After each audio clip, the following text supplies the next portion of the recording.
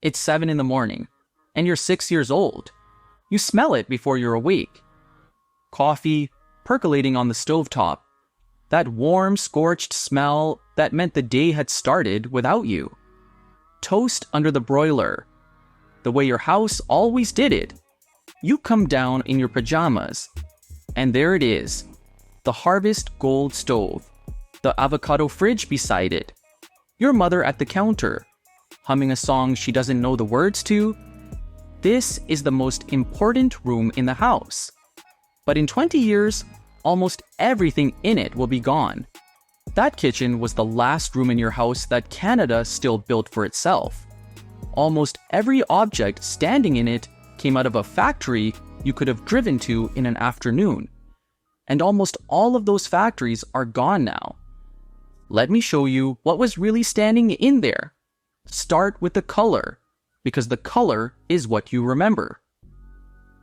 Harvest Gold, avocado green, copper tone brown, always darker around the edges and lighter toward the middle, like the appliance was slowly toasting itself.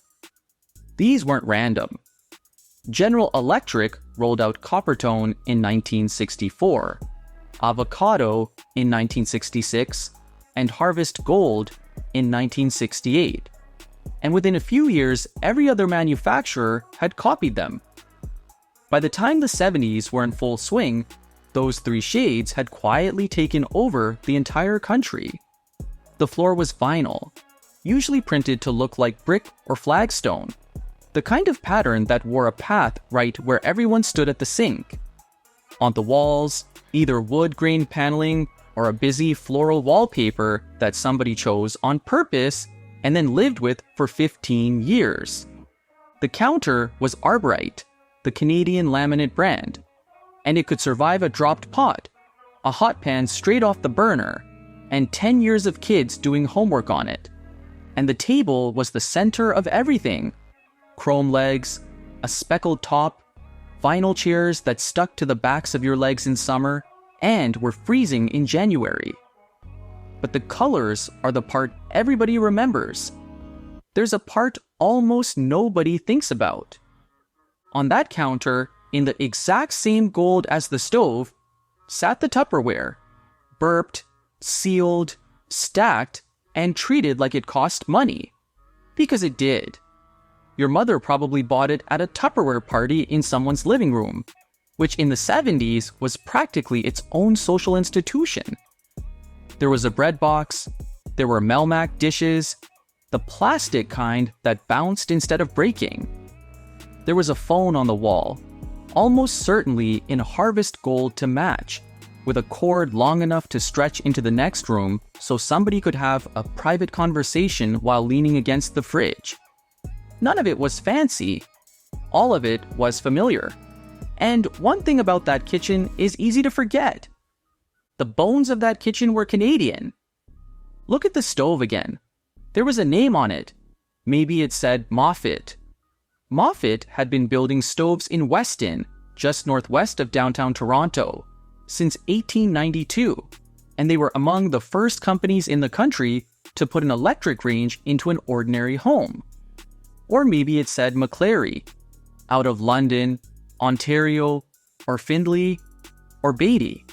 And in a lot of Canadian houses, the washing machine wasn't shut away in a basement. It stood right there in the kitchen, against the wall, and it almost certainly said Beatty or Inglis on the front. Beatty came out of Fergus, Ontario, founded back in 1874, and it's the company usually credited with popularizing the washing machine in Canada, agitator and all. Inglis, by 1966, was building more laundry machines than anyone else in the country. Down in the basement, there was probably a chest freezer too, likely a W.C. Wood out of Guelph, packed with meat your family bought in bulk and tubs of freezer jam. And these were machines you fixed. A repairman came to the house, knew your mother by name, and kept the same stove running for 20 years? And none of this was just your kitchen. Half the street had the same gold Moffett, the same avocado Inglis, You could walk into your aunt's house, your best friend's house, the house 3 doors down, and find the same names, the same shades, the same butterscotch counter. A whole neighborhood, an entire generation, furnished by a handful of factories in Ontario and Quebec. Now open the cupboard. Red rose tea in the red box, because every Canadian kitchen had red rose. It started in St. John, New Brunswick in 1890, and all through the 70s, its commercials ran a single line that an entire country can still say from memory.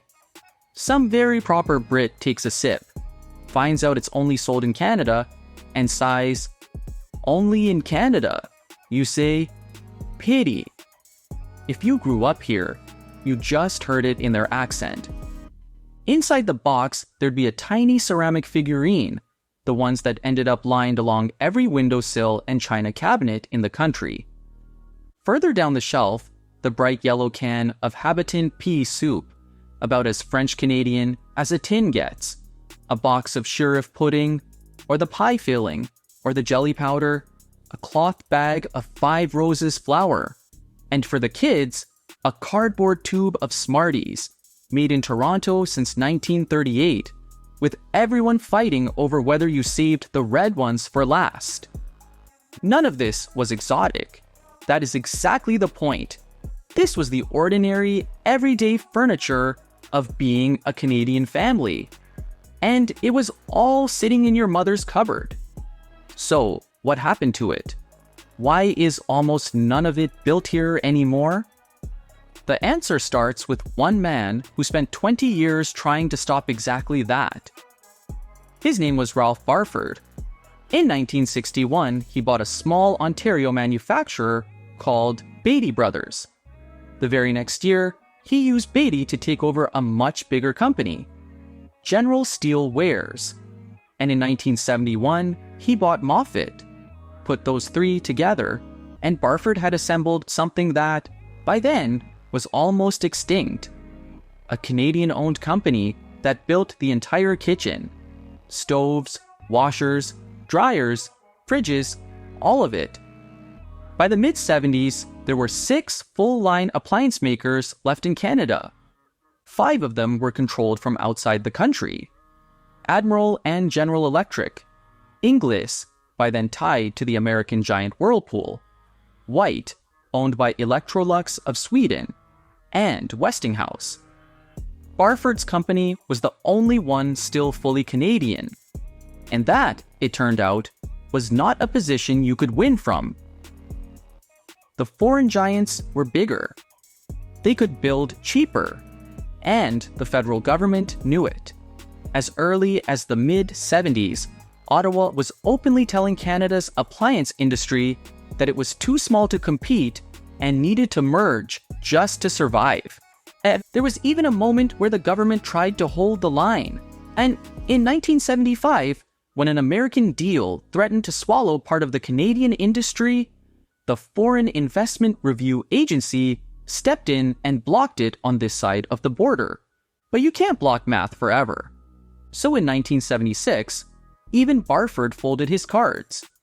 His company joined forces with Canadian General Electric to create a single new company called Camco.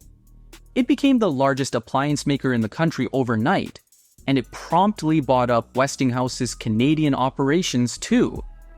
The last Canadian holdout had survived by no longer being entirely Canadian, and then the floor gave out. 1982 was the worst year the industry had seen in more than a decade. Sales fell 20% in 12 months. This part of the story almost never gets told. So if you want more of it, the brands that raised your parents, the factories that built this country, and then quietly switched off the lights, subscribe and stick with me. We're keeping these stories somewhere they won't disappear completely. Because the squeeze did not let up. In 1987, Whirlpool took majority control of Inglis. The name stayed on the machines. The Canadian company behind the name did not. By 2001, it was simply renamed Whirlpool Canada. White was already owned by Electrolux, and this next part connects two pieces of your childhood. White built the Viking appliances. Viking was the house brand at Eaton's, the one in the thick catalog your family pored over every Christmas. So even an Eaton's stove in some of these kitchens was really coming off a line owned by a Swedish company. And then came the thing that finished it. In 1988, Canada and the United States signed the Free Trade Agreement. For decades, the main reason any of these appliances were built in Canada at all was a tariff wall. It was simply cheaper for an American company to build a stove in Ontario than to ship one across the border and pay the duty. Lower that wall, and the math flips the other way overnight. So it flipped. The Moffett plant in Weston had already stopped building stoves in 1983. The work moved to Hamilton and then offshore entirely. The Beatty Works in Fergus hung on for years building water heaters, then finally closed for good in 2013, taking 350 jobs out the door with it. The Old Inglis plant in Toronto shut down, and the land it sat on became condominiums. One after another, the names on your mother's appliances became exactly that. Just names. Badges on machines built somewhere far away. Eaton's, the store that had sold half of those kitchens to half of the country, collapsed in 1999 and was gone. And the strangest part is this. You might not have noticed any of it happening while it happened, because the appliances themselves refused to quit. That's the quiet part of this whole story. The Harvest Gold Moffett outlived the Moffett Company. The avocado Inglis kept running for decades after Inglis stopped being Canadian. These machines were built to last 30 years, and an awful lot of them did exactly that, humming away in basements and cottages and laundry rooms long after the factories that made them had been turned into housing. Your mother's kitchen slowly became a kind of museum that nobody ever decided to open. Every stove, every washer, every fridge in it, a small monument to an industry that used to be right down the road. So when you picture that room now, the gold and the avocado and the cold butterscotch counter, picture what it actually was. The last time an ordinary Canadian family was surrounded, top to bottom, by things their own country made. The stove, the washer, the fridge, the tea in the cupboard. All of it from somewhere you could have driven to. Back then, made in Canada was just a plain fact about where the thing came from. That kitchen fed you. It's gone now, and most of the companies that built it are gone with it. But the memory of it doesn't have to be. So here's my question for you. What was on the stove in your mom's kitchen? The pot of Habitant soup on a snow day. The percolator that never got turned off. Drop it in the comments, because somebody scrolling past this needs to remember it too. Send this to someone who grew up in that exact kitchen. And subscribe, so we can keep these stories alive a little while longer.